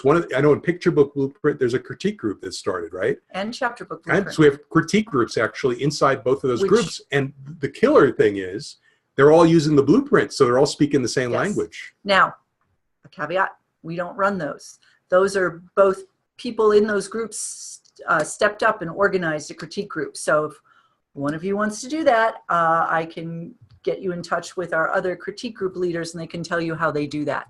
But they're running really, really smoothly and well. Someone asked about the discount link, so we can check on that in a second. We're pretty sure we put them in there. If not, they will be there by the end of this evening. So Alice, if you want to go ahead and answer another question, go ahead, go for it. Yeah, sure. So Carol, hi Carol, says, one story I want to tell. It might be YA or it might be adult because of edginess. I'm thinking that the YA blueprint should work for me even for a novel that might morph into an adult novel. Am I wrong? Are there things I should consider? So Carol, my first book was published as what's called a crossover novel, which means that it was published, designed to be read by young adults and by adults. And so it might well be that a story you think of as too edgy might have exactly the edge that publishers are looking for to meet that crossover space, that space between books that are read just by YA readers and books that are read by adults. I think it's something like 15% of YA readers are actually adults anyway. And I also feel like this idea that something is too edgy for YA is not really how it works. And we talk about this a lot in the blueprint about taboo topics, what those might be. Mary Cole, who's an expert in the industry, also discusses just what is taboo, what's not taboo. But I think in general, the answer really is if your story is good and it's working well and you've made it the best it can be, then edginess is perhaps a good thing. Connie's asking, she hasn't written before, is middle grade YA a good place to start? It's where I started, Connie. I wrote just for my own enjoyment, but when I started to try actually writing longer finished things, I began with middle grade and YA. Worked for me. Francis is asking, how do we make this unique process our personal process, especially if we're not used to writing this way? All of the answers that you're going to give to the questions, Francis, are going to make your book more unique. There are elements of novels that are similar, but what's important with the blueprint is we try to take the DNA of what a book is, those similar elements, and help you use them to make your book as unique as possible. There are things that are tropes in YA and middle grade. By learning what those are, you know how to avoid them. There are essential things like universal themes that need to shine through in your work that actually the blueprint's going to help you really find in your book as you dig deeper. And then you can use it again and again. So for each book, the process will be different every time. You'll get to know a new set of characters. You'll get to know a different type of structure. We talk about different formats and forms. We have a special lecture as an extra in the blueprint, all about exactly different ways of how to tell stories, particularly for these age groups, the freedom that those forms give you. And I addressed that in the webinar last week too. Can you take a minute, Alice, take a minute and talk a little bit. It was Alice who spoke with Mary, right? Yeah. Talk a little bit about this conversation you had with Mary Cole, because I know we skipped over pretty quickly, but it's a pretty amazing thing in and of itself. So I love Mary, and I haven't known her before this blueprint. I have been reading Mary Cole's Kidlit blog for years and years. She's an expert in the industry as an agent and as an editor of children's literature, but she also writes the most erudite and clear blog posts about writing for children that have kept me going for years and years. Actually, it was CBI and Mary Cole are people who I used to read when I was starting out as a writer for children and young adults. And then I approached CBI and said I'd like to work for them, and they said yes, because by then I'd published a book or two. And then when we were creating this blueprint, I asked if perhaps we could interview an editor, and Laura was suggesting this too, and I wondered if maybe Mary Cole would be a good idea, and Laura already knew her and had worked with her, and she had suggested it would be a good idea. So between us, it all led to me getting super starstruck and meeting Mary online. And basically during the interview, I asked her everything that I possibly could as a writer who wants to know from somebody great in the industry how to make your book the best it can be. And so I took the opportunity to educate myself by talking to someone I really respect. And we recorded it so you guys can hear what I learned along the way about Mary and her process, her understanding of editorial work, how it's done.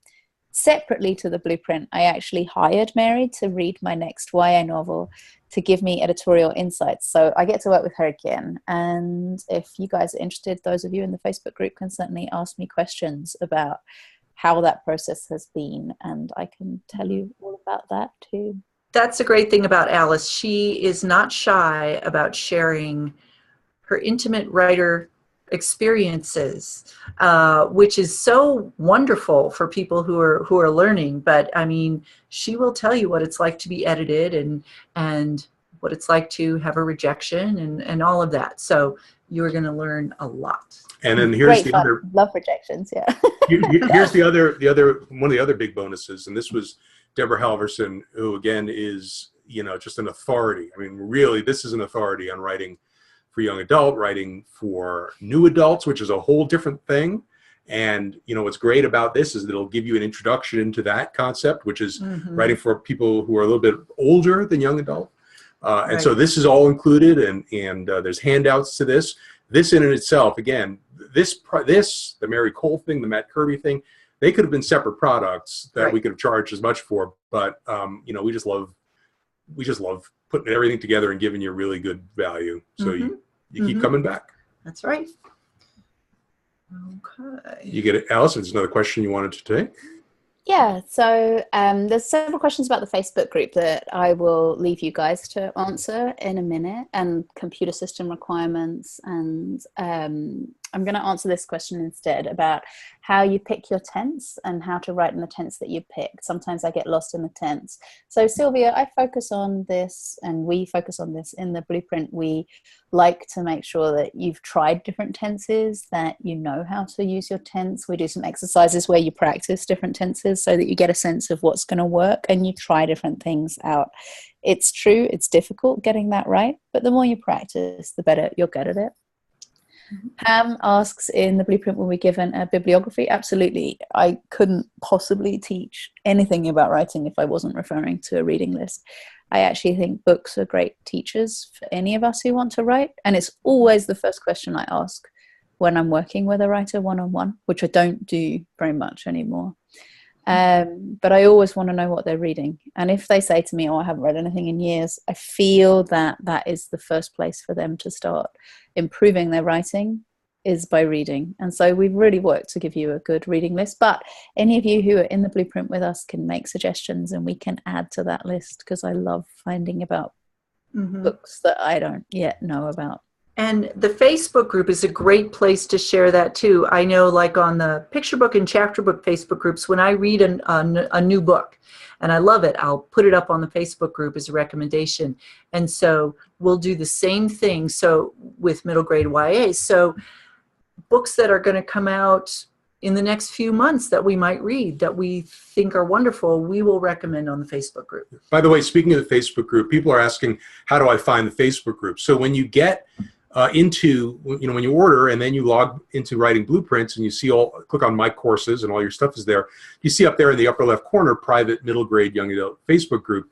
When you open that up, it's really just a link, and that will be the link to get to the Facebook group. So this way you never have to remember, even when you're in Facebook group, where to find it. You can always follow that link.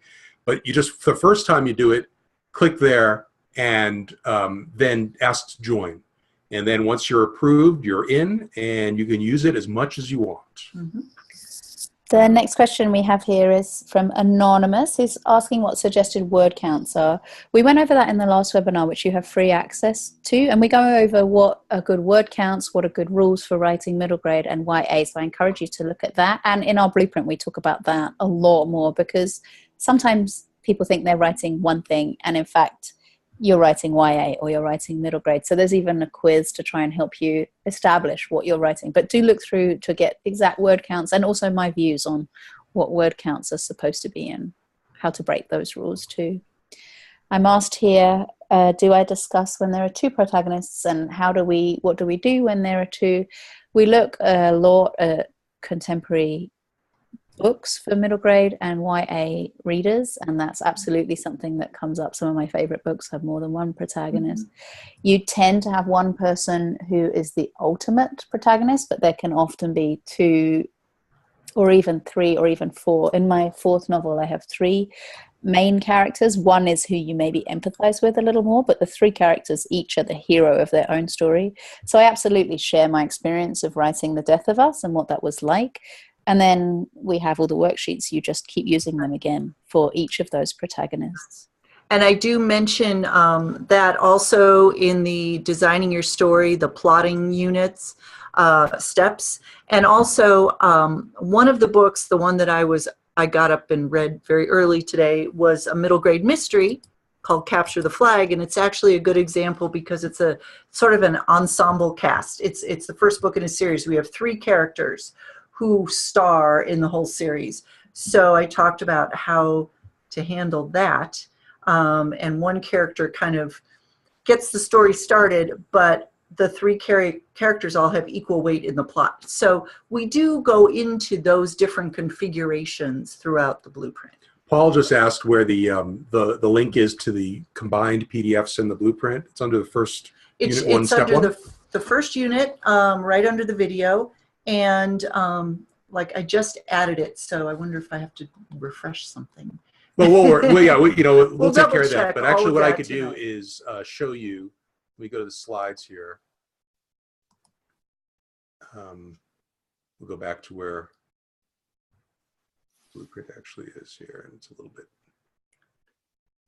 Yeah, there's the very first video in unit one is a welcome video from myself and Alice, and yes, so that unit one, step one, the welcome, right under that, if you click on that, you'll see the master PDF right under it, and you can just download, put it on a flash drive, take it somewhere and print it out, or however you want to. And they are fillable. If you open all of these forms in Adobe Reader, they are fillable and they will save your text. So that's particularly useful as you're writing your drafts. As long as you save it. As long as you remember to save it. But you can actually save your work and then just build one after the other. That's the beauty of this. It's, you're never starting from scratch at any point. You are always building, and you know what you're doing next. You know what you just accomplished. You know what's coming. Right. So I'm just going to answer a couple more questions, unless that's not going to work for you. And I just feel like I want to make sure people can get to work on the blueprint. And I also want to make sure I kiss my children before they go to sleep tonight. Someone is asking whether it will be ready to start using tomorrow. It's ready to start using. Ready right now. Publish. As soon as you sign in, you can start using it. You can if you have anybody with problems, by the way, if you have any tech issues, or if you've had to use a different email because you can't remember your login previously and you want your things merged, email me at Jon, Jon, at cbiclubhouse.com. And I can't guarantee we're going to take care of you tonight because we're probably just going to collapse. I know Laura will. But tomorrow we'll definitely straighten everybody out. So don't worry about it. We're set. So the last question here that I want to answer is from Dominique Richardson, who's asking, middle grade and YA audiences have different needs. How do we differentiate in the blueprint what's for middle grade and what's important for YA? It's actually a big focus on this blueprint because so many things are important for both types of books, but absolutely we spend a lot of time looking at what's the difference between those types of books. We spend a lot of time thinking about how we know what type of those books we're writing. And then in each of the steps, there are opportunities that pertain to middle grade or pertain to YA. There are notes that would specify along the way, you know, this would be something you might think about more if you're writing middle grade. This might be more something you would think about if you're writing YA. And then, of course, you can always ask questions on the Facebook group if you're feeling like you don't quite know which way you're going to go. But absolutely, they're very different needs.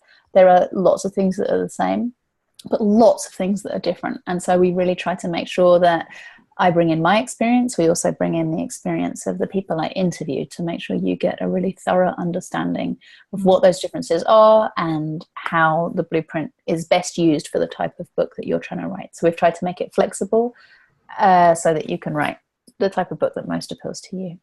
Bev just said, I'm using the blueprint right now. Way to go, Bev. Yeah. She's Welcome on board. Yeah. A couple of quick things I could take care of. Elizabeth asked, would there be a discount for getting both middle grade YA and chapter book blueprint? Yes, because if you buy it now, you're never going to get a better price than 127. This is the lowest it will ever be and will never be again. And then you'll have the discount link, and I don't remember off the top of my head what it is, but you will save a good amount of money on chapter book blueprint from or picture book blueprint, or both of them. So yeah, absolutely. Now, if you're listening tonight and you decided, you know what, this sounds great, but I'm not a middle grade writer, I'm not a YA writer, I'd rather do just picture book blueprint or chapter book blueprint, drop me an email, and just for being here tonight, I'll give you a discount link for one of those. So that's John, Jon at cbiclubhouse.com. But it won't be as big as you get from being a customer, but you'll definitely save some money there. Right. And then someone asked, Lolly asks if adult fiction blueprint is coming. Ladies? Well, we need a little break. Yeah, the answer is our long-term plan for writing blueprints is yes, to have not just children's, but also get into adult, get into science fiction, romance, mystery, self-help, business. We will be, because once we really wanted to just nail the blueprint concept down, and we do think it's revolutionary, and I think it will revolutionize the adult writing world too, but you know, give us a minute. Yes, we still have to round out our children's book arena, which John mentioned earlier. We've got several in the works over the next several months. So someone asked real quick here where the reading list was. It's right in step 2 of unit 1, right under the video. Someone else, I saw it scroll by, asked if we talk about solo versus series books. Yes, especially Hillary Bell in her interview, which is within the blueprint, and I can't remember which unit it's in. I want to say unit 3, but I'm not positive. But it's actually an interview that Alice did with Hillary, talking specifically about things that unit. But she goes a lot into series building and the different kinds of series, and whether it's a trilogy or a series, and that kind of thing. So there's a lot of good information there. And so I'm gonna love you all and leave you. I look forward to seeing some of you in the blueprint. I'm gonna let Laura and John answer. We'll stick around for a few more minutes. Yeah, to just help with the tech stuff so that you can all get in. Well, thank you so much, Alice. This has been awesome as always. And it's a lot of fun to be here. And I look forward to the Ask Me Anything webinar with those of you who are already signed up. And I look forward to working with you in the Facebook group. And I look forward to hopefully inspiring you to write your first book. Thank you very much. Thank you so much, Alice. Thank you, Alice. And again, keep the questions. We'll stick around for a few more minutes. We're happy to do that. And I'm just going to get off of that page. Here we go. So let me scroll through and see if there's any more questions I can answer here that maybe we missed. I have to go up. Keep typing in if you have, you know, we're also looking at the chat box, but that's, we will get an email with a link to the Ask Me Anything seminar. Yeah, absolutely. We will, if you buy the, by tonight, and again, we'll set some aside also for folks watching on replay. You will be getting an email when the time comes. We'll give you a save the date probably a couple weeks beforehand, and then we'll be telling you the night of. You know, it'll tell you the details how to access the night of. And again, if you can't make it that night, you could send us your questions in advance, and they'll get answered. Okay. Someone asked about system requirements. Did you go over that already? It's all online, so there's really no system requirements. It should work on pretty much anything. We've had people use these on tablets. It works on a smartphone.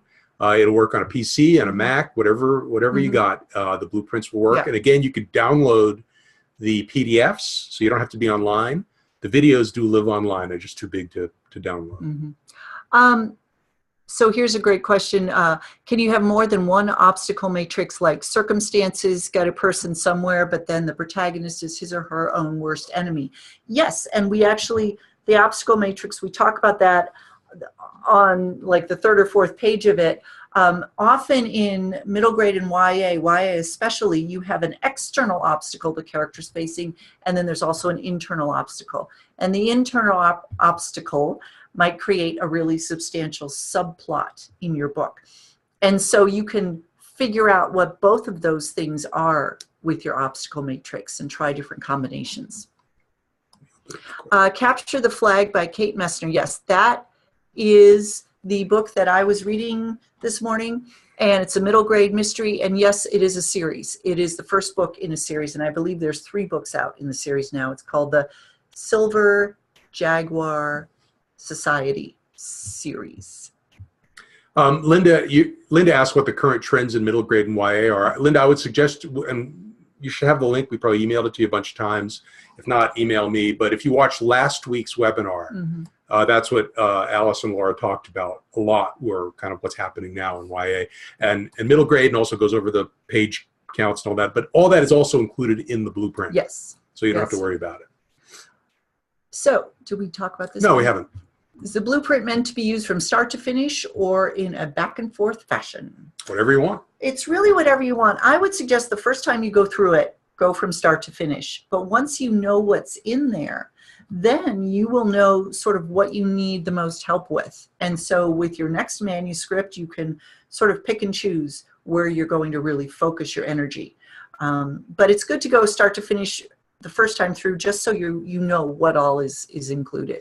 Sue's asked, well, I need to purchase everything on the reading list. No. No. The point of the reading list is so that you can understand where the DNA part of it comes from. I mentioned earlier that when Laura and Alice were creating the questions, creating the forms, creating the videos, they were absorbing and using, like Laura was talking about reading the Kate Messner book today, they were reading all the books, and then they were basing their questions around it. So it's useful for you to know what the books are that Laura and Alice consider to be really great examples of one thing or another. And you can go and find whichever ones interest you. But no, this is not, it's not required reading, but it's a really great reading list if you want to start picking some winners. The thing is, the best way, one of the best ways to really internalize good writing is to read it. And to be reading it constantly while you're working on your own book. And so we can tell you things like middle grade characters react to problems, whereas young adult characters tend to internalize a bit first and then act. But that doesn't mean a whole lot unless you see it in action in a story. So reading books from this list is as much a part of your education as going through the blueprint. And you can do them both at the same time. Yeah. Will you be telling me how to pick your tense or how to write in the tense you picked? Sometimes I get lost in the tense. Well, now no longer. Because we have a whole step on tense. There's a section actually which allows you to pick the tense, and I believe if I'm not mistaken, you actually sort of experiment in different tenses and pick the one that works best for you. So yeah, absolutely. Tense, point of view, all that stuff you never have to worry about because it's included step by step in the blueprint. Yep. Anything else? Thank you, Carol. Using the blueprint, how much time do you think it will take to write a YA or middle grade novel? I asked this question realizing there is no answer. Thank you for answering the question for me. It so depends on you and how complex your story is and how much time you have every day or whether you can do it every day or, you know, so there, Alice does give you a really amazing writing schedule. In one of the steps, she shows us the schedule she uses. And it basically, if you follow her schedule, you write, I believe, a couple chapters a week. But this is after you've done all the preliminary work of developing your characters and your plot lines and all of that sort of thing. So I think in Alice's schedule, she gets her first draft done in 2 months, maybe, depending on how long the book is. A lot of folks are asking about, you know, kind of, are certain things okay? Is it okay to be scary? Is it okay to have, you know, romance or sex, whatever? Again, that was covered a lot last week, and also it's covered in the blueprint. So rather than just go through it, because it's not an easy topic to cover in 20 seconds, when you get the blueprint, you'll see there's definitely a lot in there about that. And someone asked about Christian. Yeah.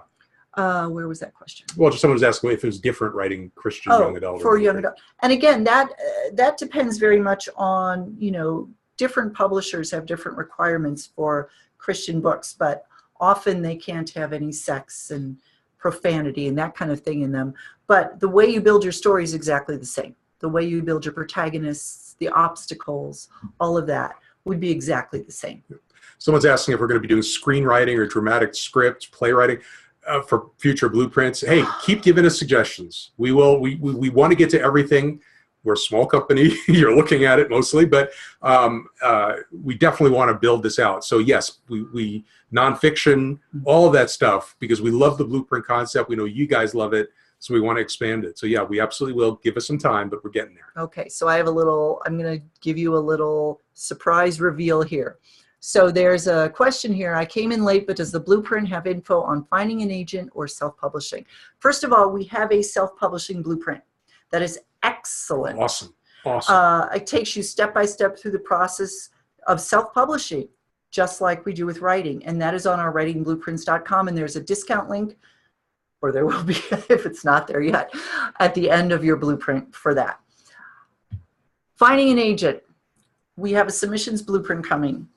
Next, I can't give you a date yet, but it's probably going to be late spring, early summer next year. And it is going to be taught by none other than Mary Cole, the person in your bonus bundle. She is doing the submission blueprint for us. And the only reason I can't give you an exact date is she's also having a baby in December. And so we're already starting to work on it, but she's having a baby. And it'll be in that blueprint format, step by step by step. Yes. So we're shooting for probably next April or May for that. So you'll have time to work on your book between now and then. Maybe you'll even get it written and revised by then, and then you'll be ready for the submissions blueprint. Nikki's asking about self-publishing blueprint, if it could be used for nonfiction self-help. Yeah, it's not just for children's books. The self-publishing blueprint is for any kind. Any kind. And again, if you don't have the link, the discount link from inside middle grade young adult blueprint, email us and we'll send you a little discount link to get self-publishing blueprint. It's really great. Teresa Funk did it, and she's phenomenal. Amazing. Okay. We only pick the best people. We're lucky to know some good folks. We really are. Anything else? We just take a couple more, but I think folks are winding down. Hopefully, I think a lot of folks are probably want to start playing with their blueprint. They got a new toy. I think so. I have one more here. I think it's an interesting question. What about a detective series for YA? Usually, yes. Usually you see that kind of thing in middle grade, but would this be viable for YA? It would. I think you would need to add a little more of an edgy subplots to it, or give the characters something about them that makes them definitely more teenager than preteen, as far as their personality, the kind of crimes they're solving, that kind of thing. But why not?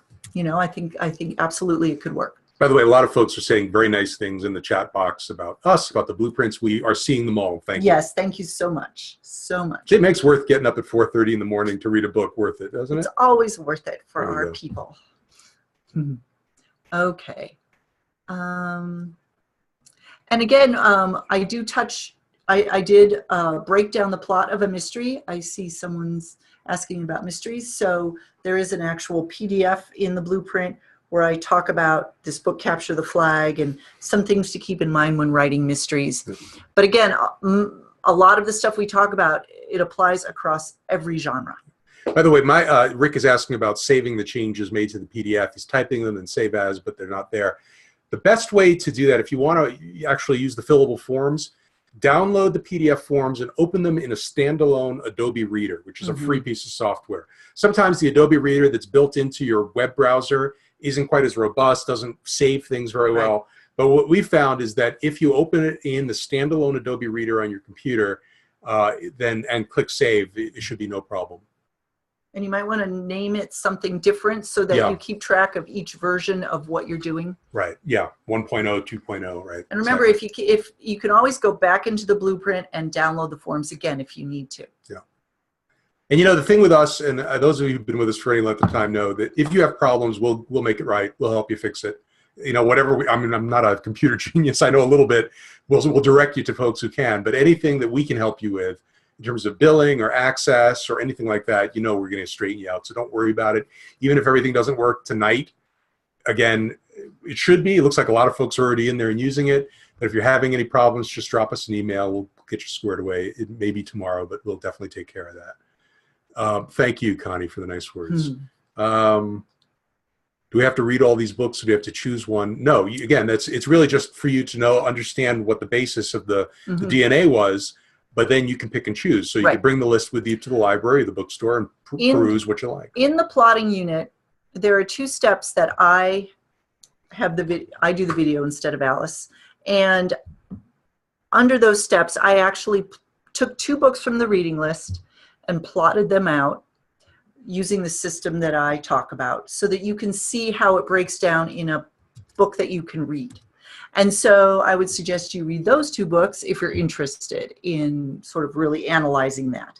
But other than that, it's strictly up to you to pick and choose and explore the different books on the reading list. Well, I think we're about done. So those of you who purchased and are in, welcome. We're really excited for you. We're going to see you in the Facebook group. Go have fun tonight. Yes. Start with it. I know it's like a new toy to unwrap. It's Christmas morning. Those of you who aren't quite sure, that's okay. We have until Saturday to get the 127 price. It goes back to 197 after that. And remember, you'll get the full bundle, and we will set aside a number of the Ask Me Anythings until we sort of realized that we were overloading the room there. But, so you can definitely think about it. Any questions you have, hit us up on email. We're always accessible. And remember, it comes with a 30-day money-back guarantee. So if you get it and you say, you know what, it's great, but I'm not a middle grade writer, I'd rather do something else, talk to us. We could swap for something, or we'll work something out. Explain one more time how they get on the Facebook group. So yeah, so basically in the Facebook, so what's going to happen tonight is when you log in, when you buy it and you log back in, you see right there, that is what you'll see when you click on My Courses. It might be more than that if you have our other blueprints or any of our other stuff. But there you see at the top left, private middle grade young adult Facebook group. You click that, and in there will be the link to the Facebook group. Ask to join. Once you're in, and then you visit whenever you want. Does the reduced price for picture book blueprint also apply till Saturday? No, if you buy this, if you buy the middle grade YA blueprint, you have permanent discount links to everything else. That's the way it works. Once you're in as a blueprinter, you're going to save money on everything else, but it will never be as low as this. I can't sell you picture book blueprint for $127. That was a launch thing, and this will never be $127 again. But I'll still be able to save you some money. Okay, guys, go off, have fun. We will have the replay up tomorrow, so you can watch this again, and we'll be reminding you that if when this all runs out, so that you're not getting shut out on the deal. Laura, thank you for waking up at 4:30 this morning and finishing the blueprint. Thank you for this incredible work that you've done here. And have a great night, everybody. Yeah, have a great night. We'll see you in the Facebook group.